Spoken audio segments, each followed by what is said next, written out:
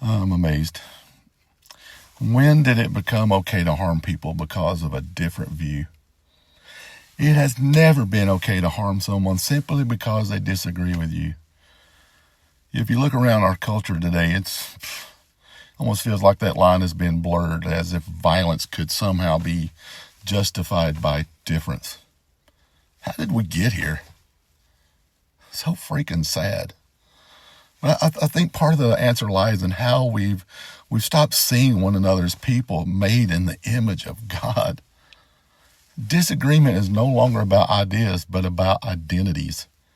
When someone's identity is treated as dangerous, the person themselves becomes the enemy.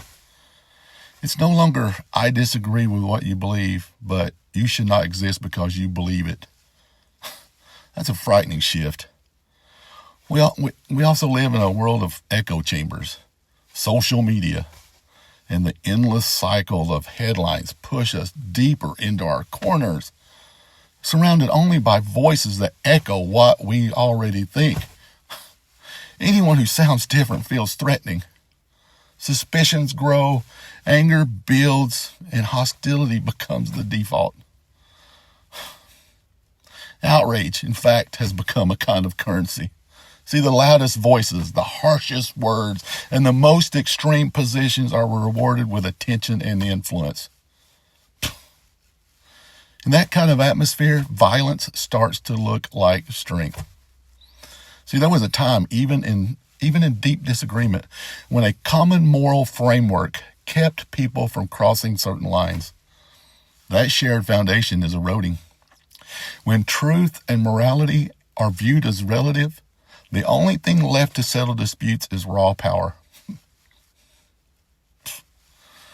Add to this the way violence is glorified in entertainment and even our public rhetoric and the temptation to destroy rather than to reason.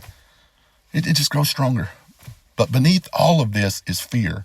People feel as though their lives, their way of living, or their future is at risk. Fear makes people desperate, and desperate people can become dangerous. The way forward is not more shouting, more hostility, or more fear.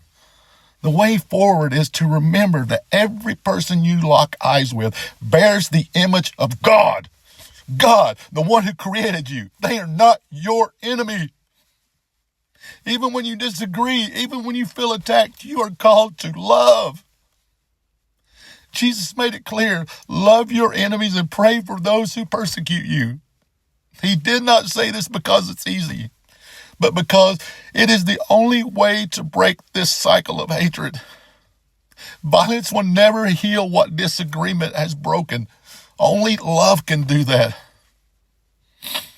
And the church will be the church if we will see people the way Christ sees them, if we will choose compassion over contempt, patience over rage, and truth spoken in grace instead of shouted in anger, then the world will see that there is another way.